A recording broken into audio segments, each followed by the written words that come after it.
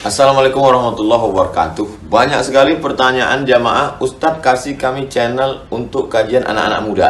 Di antara anak muda berasal dari Aceh, luar biasa, channelnya Maulizul Akbar Nak. Tonton, subscribe, like, share, komen. Assalamualaikum warahmatullahi wabarakatuh.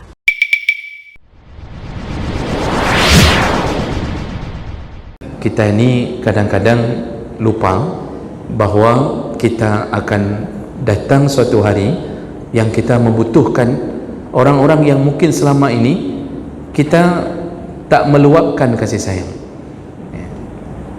Kita mungkin selama ini lupa bahawa kita akan menderita suatu masa yang kita tak mampu berbuat apa-apa. Ternyata orang yang kita caci, kita benci dari kalangan keluarga kita, ternyata dialah yang mungkin bisa memelihara kita.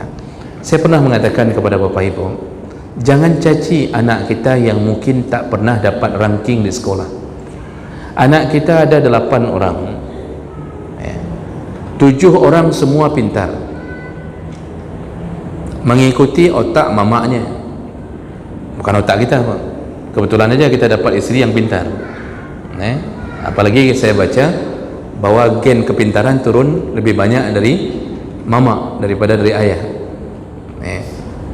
7 pintar-pintar, saking pintarnya semua berada di luar negeri. Yang S1 di Mesir, S2 di sana, di sini, di Madinah, semuanya Pak, sampai S3 ada yang di Amerika, ada yang sampai di Israel kadang-kadang. Mungkin saking pintarnya sampai ke goblok-gobloknya dapat. Semua di luar negeri, akhirnya dapat kerja perusahaan-perusahaan bonafit semua di luar negeri. Ini anak di antara yang 8 ni ada 1 orang yang tak dapat ranking dari kecil, dia kurang punya kelebihan seperti abang-abangnya. Kita terus saja mengecil-ngecilkannya, kita menghinanya, mengatakan kamu nak cubalah kayak abangmu, dia hafal Quran cepat. Kamu itu 1 halaman sampai 2 tahun tak selesai-selesai nak. Tu abangmu tu lihat yang nomor 3 tu, ranking 1 juara umum dari SD. Sekarang lihat, dia udah kerja sama Israel, udah kahwin sama Yahudi. Itu kata si mama itu. Oh, semua dibangga-banggakan. Ada yang kerja di Texas, ada di macam-macam Pak. Semua dia cerita bangganya kepada 7 orang ini. Yang lain nak coba lihat, itu Masya Allah gajinya luar biasa. Kamu bisa apa? Kamu di kampung tinggal, tak bisa apa-apa. Mencangkol pun salah kamu cangkol. Cangkol ke depan bukan ke belakang, kata mama. Maknya kau goblok, gimana cangkol ke depan? Jadi kita hina dia, kita rendahkan dia.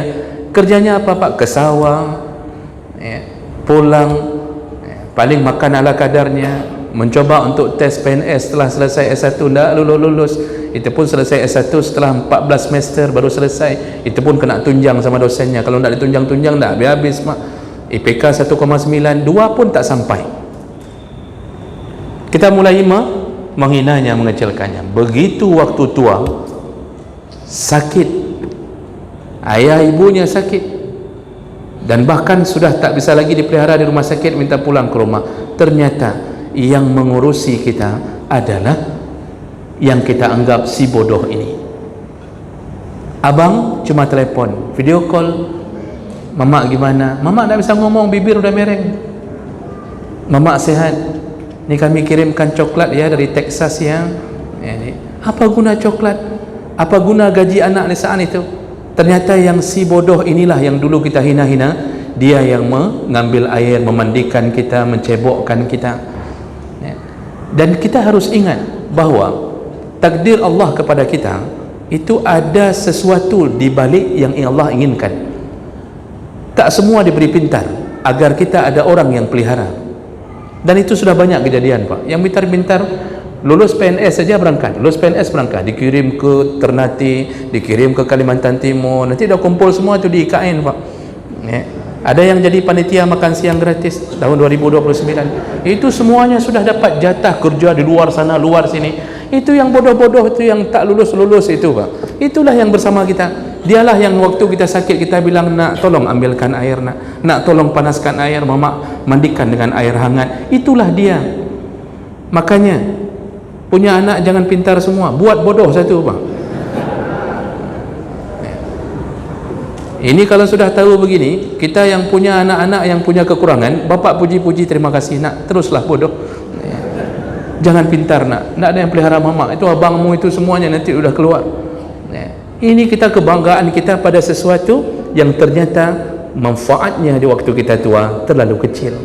Tapi kita lupa ketika Allah beri kekurangan pada kita, ternyata itulah yang kita bangga-banggakan di waktu kita sakit. Dan inilah kuasa Allah Subhanahu wa taala. Oleh karena itu, dalam urusan memelihara anak, yang penting kasih sayang adil. Jangan banding-bandingkan, karena otak bisa berbeza Allah beri. Tapi tetap kalau dia baik, tetap Allah akan beri kelebihan padanya. Dan kita belum mendapatkannya di saat mungkin masih sehat. Tapi kalau ketika kita sudah merasa bahwa kita tak mampu, mungkin pada dialah kita bergantung. Dan itu sudah banyak sekali kejadian, Pak. Banyak sekali kejadian seperti itu. Jadi jemaah melakukan Allah Subhanahu wa taala, inilah keutamaan yang Allah Subhanahu wa taala telah katakan kepada kita bahwa Allah ada bersama orang yang sakit. Maka ketika sakit itu jangan merasa kita ditinggalkan oleh Allah. Sedikit saja kita bersuara, berbisik, menyebut nama Allah, Allah mendengar. Sedikit saja kita memohon kepada Allah, Allah dengar. Cuma kenapa tidak sembuh-sembuh? Allah tahu bagaimana cara memasukkan kita ke surga. Maka bersabarlah ketika sakit, bergembiralah bahwa Allah Subhanahu wa taala menemani kita. Apapun yang terjadi pada kita tidak lepas daripada pengawasan Allah Subhanahu wa taala.